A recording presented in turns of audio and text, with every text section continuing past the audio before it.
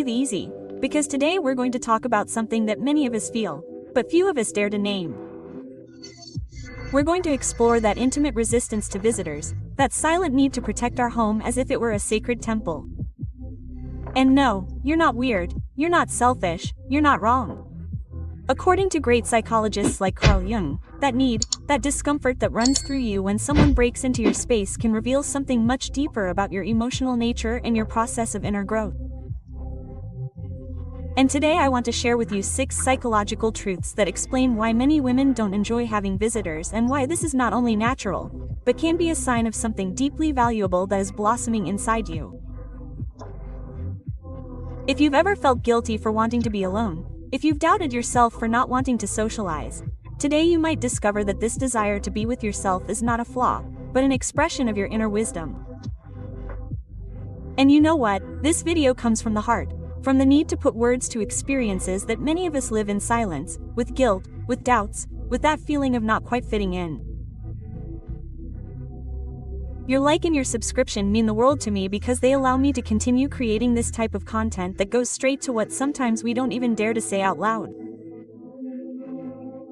So if you identify with this, stay with me until the end, because there is a part of you that is awakening, a part that deserves to be listened to with love and without judgment. Your energy is different, your sensitivity too, and that, my dear, is okay. Have you ever wondered why some people seem to thrive in the midst of gatherings, parties, and endless conversations, while you feel a kind of exhaustion just thinking about having guests over? Why? While some people enjoy hosting dinner parties, you feel as if something inside you shrinks at the prospect of it. The answer has nothing to do with being antisocial. It's not that you don't like people or that you don't know how to interact. The root cause is much deeper. It has to do with how your psychic energy is structured. Carl Jung was one of the first to speak about this in a profound and transformative way. He didn't mean introversion or extroversion as simple social labels. For him, these words spoke of the vital direction of our energy, the place from which we recharge emotionally. Extroverts direct their energy outwards, they thrive on contact with the world, external stimulation, noise, and social dynamism. The outside world gives them strength, recharges them, and gives them meaning. It's like a plant that needs constant sunlight to grow. But you work differently. If this resonates with you, if hearing these words makes you feel a little bit of internal relief, you may be a more introverted woman. And that's not a label, it's a legitimate emotional structure. Your energy regenerates from within. Your source of vitality is in silence, in introspection, in moments of conscious solitude. When you expose yourself too much to the outside world, when you have unexpected visitors, long conversations, constant interruptions, your mind starts to get saturated, your body tenses up, you disconnect from yourself, and no, it's not that you're weak, it's not arrogance, it's a deep psychological need. No, imagine that you're a battery, but not just any battery, one that only charges in silence, in calm, in your sacred routine. Each social interaction is not bad in itself, but it does represent an energetic discharge. And when those interactions occur within your most intimate space, your home, that discharge intensifies. Your home is not just a physical place, it's your emotional sanctuary. It is that space where you can be yourself, without roles, without a mask, without demands, where everything is in its place, where your soul breathes. When someone enters that space, even if they do so with love, affection, and good intentions, they interfere with the invisible threads that you have been weaving all day long. Suddenly you have to activate yourself, you have to speak, listen, pay attention, you have to put on your social mask, and even if you do it with respect and politeness, something inside you disconnects. That something is called authenticity, and when you cannot inhabit it in your own home, wear and tear becomes inevitable. Jung said that introversion is not a choice, it is not a whim, it is a disposition of the soul. It is the way in which a part of you relates to the world. When you ignore that, when you force yourself to follow the social rhythm that is not yours, you fragment yourself and lose connection with yourself. And this is where I want to invite you to do something very important. Stop apologizing for needing silence. Stop feeling guilty about protecting your energy. Your resistance to visitors is not a problem. It is an expression of your psychic structure, and the more you understand it, the more you will be able to inhabit it without guilt. Because this is the first step in a profound transformation, learning to respect yourself. And in order to respect yourself, you have to know yourself. Your home is not just a physical building or a set of walls, furniture, and routines. For you and for many women who are in a conscious process of inner transformation, home is much more than that. It is the place where your soul rests, the silent reflection of what you are experiencing inside. Every corner, every carefully chosen object, every seemingly trivial detail is an echo of your emotional world. That is why, when someone invades it without being aligned with your energy, it is not simply an annoyance, it is a dissonance that is felt deep in the body. It is not just about personal preferences, but about an imbalance between your inner space and what you are allowing to enter from outside. In depth psychology, home symbolizes the self, that inner core from which everything we are is organized. Jung claimed that symbols speak more profoundly than words, and among them, the house occupies a central place, not as an architectural structure, but as a symbolic map of our psyche. Think about it for a moment. How do you feel when you walk through the door of your house after a tiring day?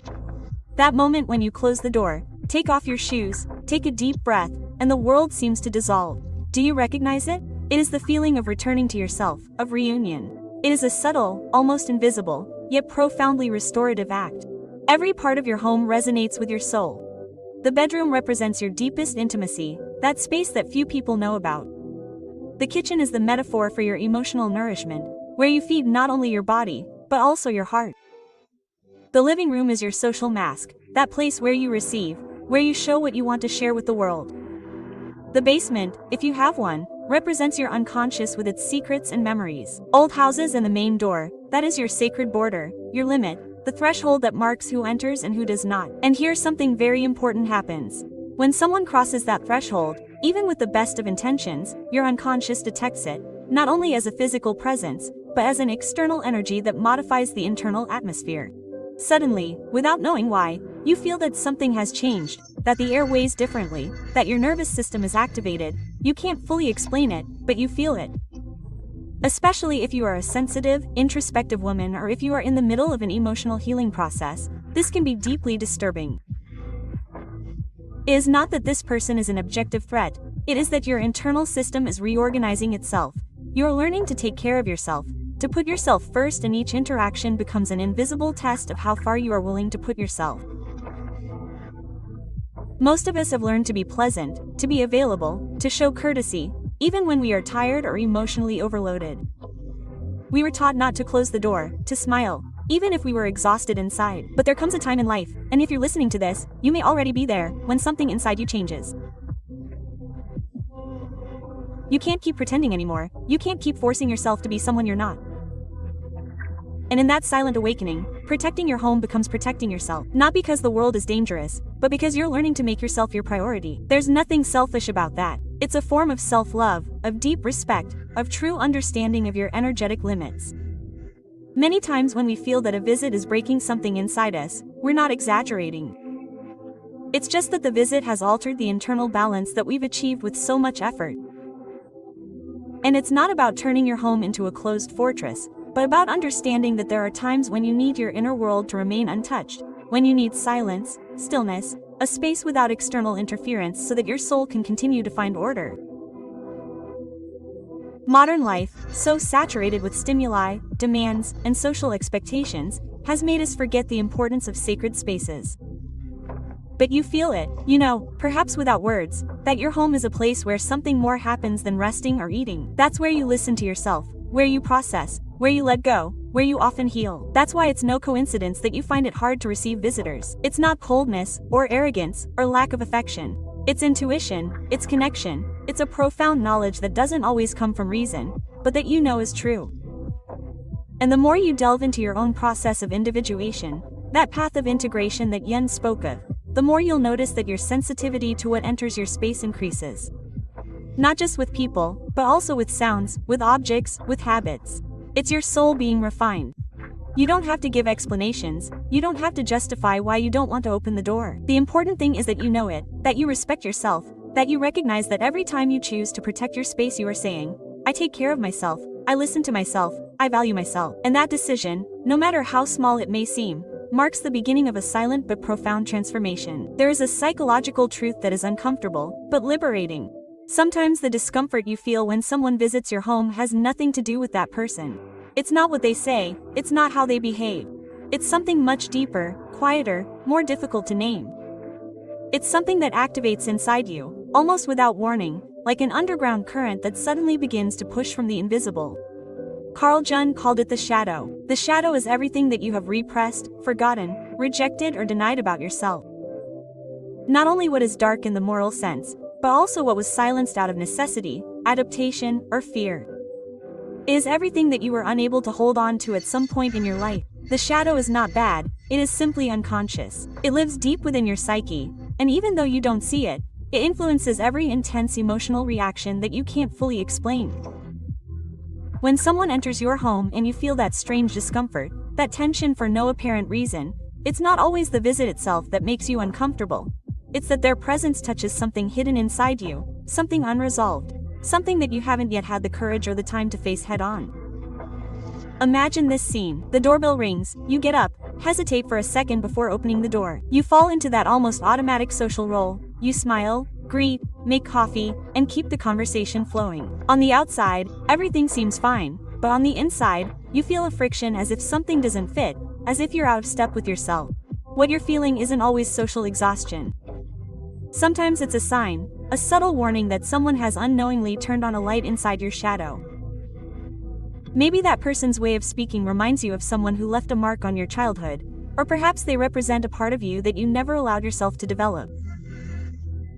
Perhaps their mere presence triggers old emotions, buried insecurities, silent comparisons that you would rather avoid. The shadow works like this. It projects itself. It does not manifest itself directly. It hides behind what we cannot stand in others, behind what we criticize, what irritates us, what we do not know without us knowing why.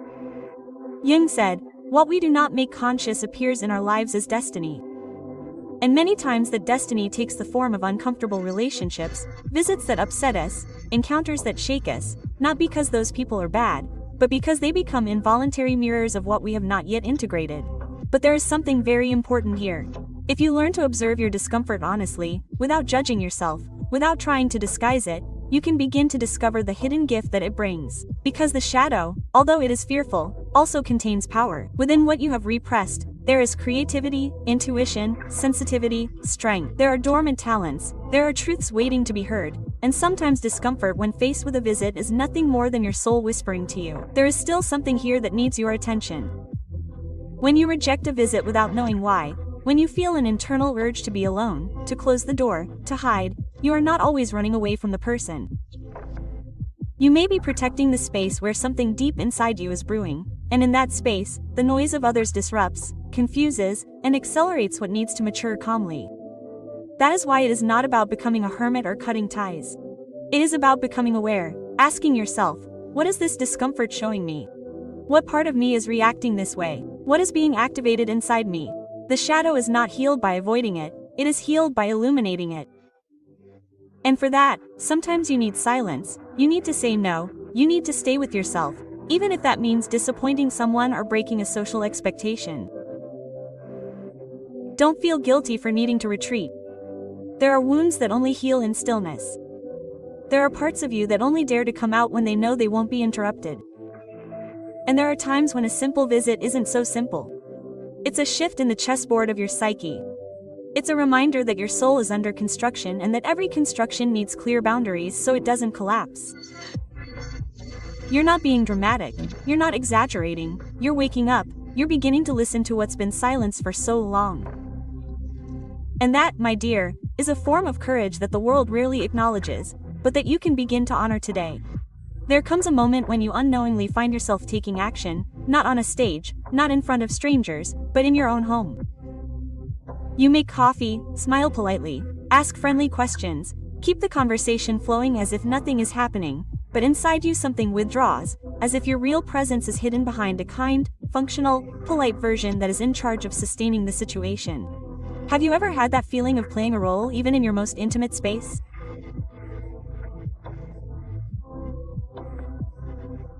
That invisible tension that forces you to be someone for others when all you want is to not have to be anything. In Jung's terms, that is the persona. The persona is not a deception, it is not a falsehood. It is the psychological mask that we all use to navigate the social world. It is that part of you that knows how to behave, how to respond, how to fit in. It is necessary, it allows you to function, it protects us from vulnerability, it gives us a face in front of others. But when that mask becomes the only version of yourself that is shown, something inside begins to break. On the street, at work, in the family, it may be understandable, but when you have to take that mask home, your soul is exhausted. Because home, that space that should allow you to rest from everything you represent, suddenly becomes just another stage. And then, even in your kitchen, even in your living room, even with someone you love, you feel tired because you are acting. You are smiling when you really want silence. You are answering questions when you would rather not talk. You are thinking about whether the house is tidy, if the light is adequate, if the time of the visit is reasonable. You are regulating every detail, every gesture, every word. All of this consumes psychic energy. It is not an emotional exaggeration, it is real. Your mind goes into a state of alert, your body contracts. Your nervous system interprets that it is in a situation that requires constant control and that wears you down over time. Jung warned that when we confuse the person with our true self, we lose touch with what is essential, because that social persona was created to protect us, to adapt to us, but not to inhabit us completely. It is not made to carry our soul. Many women, especially those who are sensitive, introspective, and perceptive, develop a very efficient persona. They know how to please, how to hold conversations, how to offer hospitality, but that knowledge becomes a trap when they feel they can't stop using it, not even when they need it the most. And do you know when it becomes most painful? When you start to notice that no one else notices your effort, that those who visit you think you're fine because you smile, that you serve coffee because you feel like it, not because you feel like it, that you keep up the conversation because you enjoy it, not because you're forced to, and then the tiredness isn't just physical, it's existential. It's the feeling that no one sees your true inner state, because you yourself have learned to hide it so well that it seems natural, but it's not. It's not natural to feel exhausted in your own home. It's not natural to want to hide when the doorbell rings. It's not natural to have to represent a different version of yourself every time someone walks through the door. Home, when you're in a process of inner transformation, should be the place where you take off your mask, not where you reinforce it. It should be the space where you can cry without explaining, stay silent without justifying, breathe without asking permission. That's why your discomfort with visitors isn't always about the people. It's about what you're forced to activate in order to receive them. It's the discomfort of having to emotionally dress yourself when all you want to do is be barefoot inside. And this is where many women get confused and blame themselves, because the person is so convincing, so socially accepted, that even you yourself come to believe that you should always be able to hold them, that there's no real reason to feel what you feel, that maybe you're exaggerating, that you should be more open, more sociable, more available, but no. What you should do is listen to yourself sincerely, with respect, with that delicacy that you so often reserve for others, but not for yourself. Because when you force yourself to inhabit the person beyond what's necessary, you distance yourself from yourself, and there comes a point when you don't know if you're tired from what you're doing or from all the things you have to repress to do it. Jung said that the soul begins to scream when we wear the mask for too long, not with words, but with symptoms: anxiety, insomnia, irritability, apathy, silent signs that something inside needs authenticity, needs space, needs to be without having to pretend. It's not about rejecting everyone, it's not about living in isolation, it's about starting to establish an invisible but firm boundary between your social self and your essential self, of reserving, at least inside your home, a territory where it's not necessary to act. Because only when you allow yourself to exist without the pressure to be nice or functional, can you return to yourself. And only by returning to yourself can you make decisions from truth, not from demands. So if ever, when closing the door after a visit, you feel an exhaustion that you don't know how to explain, don't ignore it. Listen to it. It's your soul reminding you that you deserve a break from your character, that you don't always have to be the perfect hostess, that your home is not a stage, it's your refuge, your temple. And in it, you have the absolute right to be yourself, without masks. Imagine a woman walking alone on a silent path. She doesn't get lost, she doesn't run away, she walks calmly. She carries a lit lamp in her hands, a soft light that doesn't illuminate everything, but enough to see the next step. Her gaze doesn't look outside, it looks inside. There's no rush, no noise, just a certainty that needs no words. Now is the time to be alone. This is not a retreat of fear, it's not sadness, it's not weakness, it's wisdom. And that woman is not a stranger, that woman lives inside you. Jung called her the hermit. The hermit is one of the deepest and least understood archetypes of the human soul. It represents the part of you that yearns for silence, not as an escape, but as a refuge, that seeks isolation, not out of hostility, but out of a need to reconnect. And it is possible that, without knowing it, you are at a point in your life when this archetype has begun to emerge, because the hermit appears at certain internal stages where the soul, tired of the noise, of the character, of the external expectations, asks for a different time. And when this happens, everything changes. The desire to be alone ceases to be a whim, it becomes vital. It rises from deep within, like a gentle but firm call. It is no longer about avoiding others, but about prioritizing reconnecting with yourself. That is why, when you feel that inexplicable resistance to the idea of receiving visitors, it may not be a simple annoyance, it may be that older, wiser, more connected part of you, asking for space, not physical space, inner space. Jung understood that the hermit is not a social figure, but an energy of the soul that takes us inward to reorganize what has been dispersed, to listen to what has been silenced, to heal what has been wounded. The culture we live in values exposure, activity, and constant connection. It applauds us when we are available, when we participate, when we respond with immediacy, but the soul does not keep up with that rhythm. The soul needs a pause, it needs